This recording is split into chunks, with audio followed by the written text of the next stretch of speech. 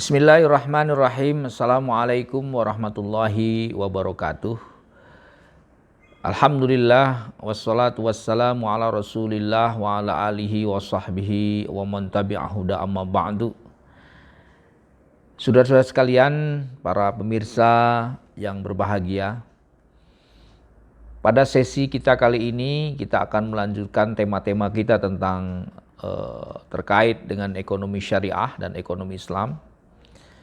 Pada kesempatan kali ini kita akan mencoba mengkaji satu hadis ya dari Rasulullah SAW yang tema sentralnya terkait dengan entrepreneurship ya dan juga kewirausahaan dalam Islam. Ya.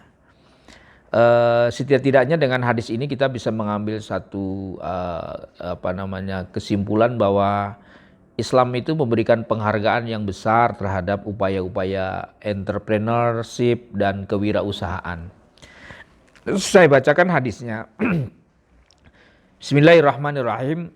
An Rifa'ah ibn Rafi.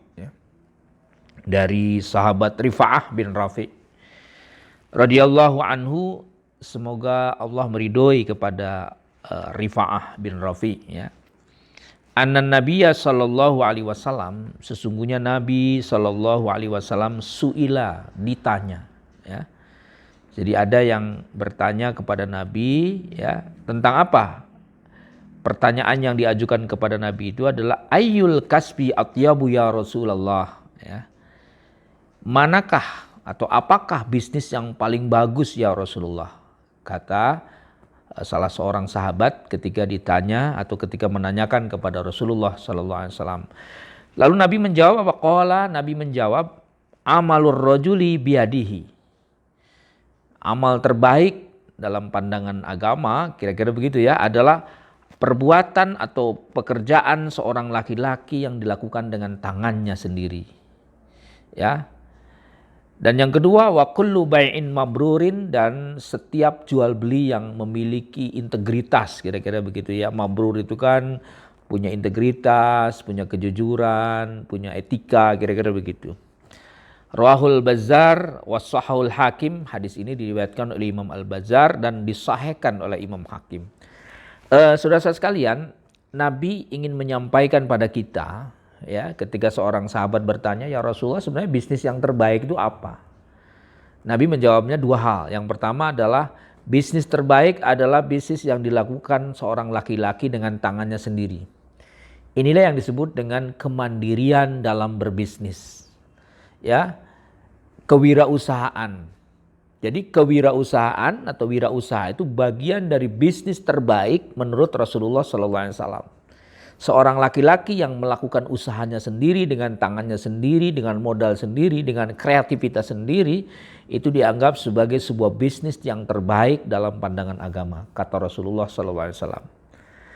Saudara-saudara sekalian, inilah kenapa Islam itu memberikan perhatian secara khusus tentang pentingnya kewirausahaan dan ekonomi, kira-kira begitu. Kemandirian ekonomi itu sangat dipentingkan dalam Islam.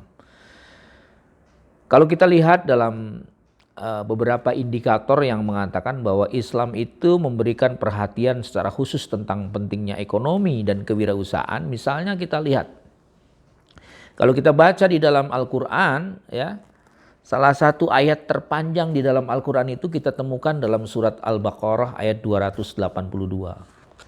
Apa substansi dari ayat itu? Ternyata substansi dari ayat itu adalah berbicara tentang persoalan ekonomi ya. Berbicara tentang kewirausahaan, berbicara tentang akuntansi, berbicara tentang pergadaian.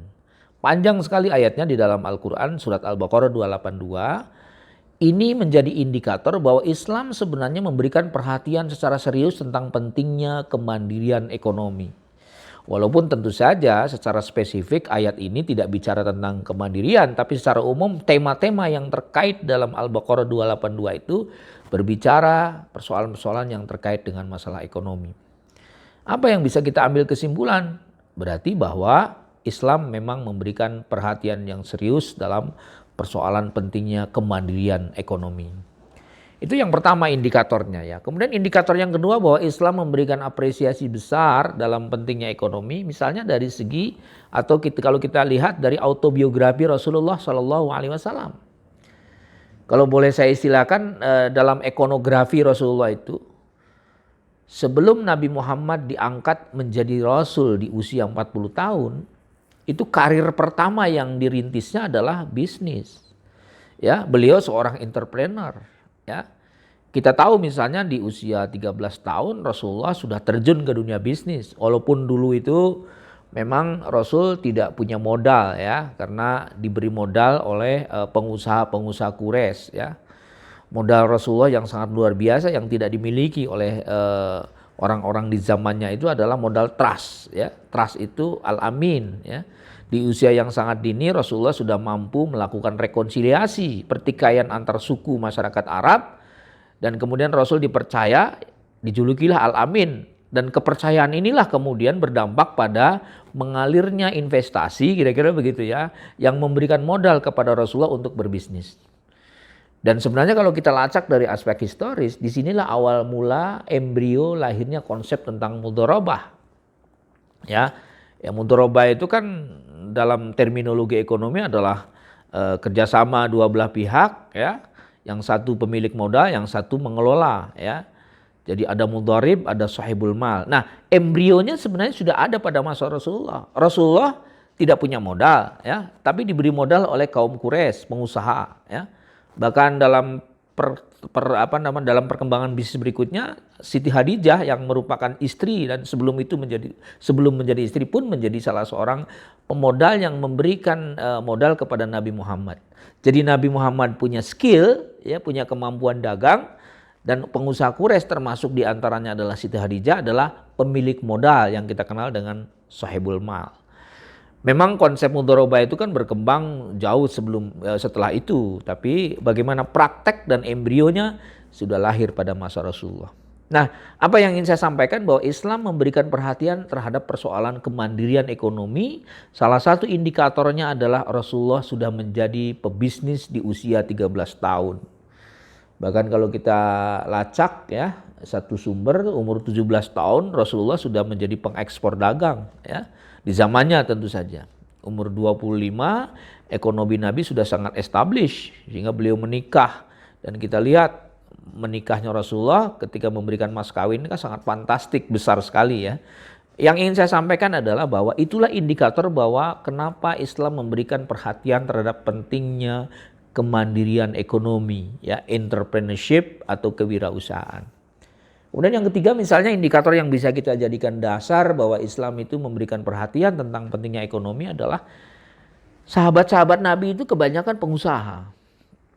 Bahkan kalau kita bisa mengambil satu konklusi, misalnya ada 10 orang ya yang dianggap penghuni surga dari kalangan sahabat itu, 9 orangnya adalah para entrepreneurs ya. Atau mungkin kalau dalam teks hadis itu dari sekian rizki 10 itu 9-nya dibuka dari usaha-usaha entrepreneur ya. Usaha-usaha perdagangan, usaha-usaha kemandirian ekonomi. Atau mungkin ya tadi 10 orang yang dijamin masuk surga, 9 orangnya adalah pengusaha-pengusaha sukses. Artinya apa? Artinya ini menjadi indikator Islam memberikan perhatian terhadap pentingnya kemandirian ekonomi. Kembali pada hadis Nabi ini, jadi kata Rasulullah, bisnis terbaik yang pertama adalah bisnis yang dilakukan oleh seseorang dengan kemampuannya sendiri, tangannya sendiri, dan kreativitas sendiri. Maknanya apa? Kewirausahaan. Ya. Kemudian yang kedua, apa bisnis yang terbaik kata Rasulullah adalah bai'in mabrurin. Wa kullu bai'in mabrurin, yaitu kalau boleh bahasa saya terjemahkan, yang dimaksud bisnis terbaik itu adalah bisnis perdagangan yang menggunakan integritas tinggi. Apa maknanya? Bisnis berdagang tapi dia punya etika dalam berdagangnya ya. Bisnis tapi punya etika dalam berbisnisnya. Tingkat kejujurannya tinggi ya kan? Kemudian orientasi akhlaknya digunakan. Jadi pola-pola bisnis dalam Islam seperti pada pertemuan yang lalu itu harus mengikuti etika. Ya. Jadi kalau bisnis tanpa etika ya tidak dianggap sebagai bisnis yang baik. Nah, saudara-saudara sekalian, dari hadis ini kita bisa mengambil kesimpulan kata Rasulullah bahwa pekerjaan pekerjaan terbaik bagi seorang muslim adalah wirausaha, dan yang kedua adalah berdagang secara berintegritas. Mudah-mudahan kajian hadis singkat pada kali ini memberikan wawasan pada kita tentang apa yang harus kita lakukan, ya, dan bisnis apa yang terbaik menurut Rasulullah Shallallahu Alaihi Wasallam. Terima kasih. Assalamualaikum warahmatullahi wabarakatuh.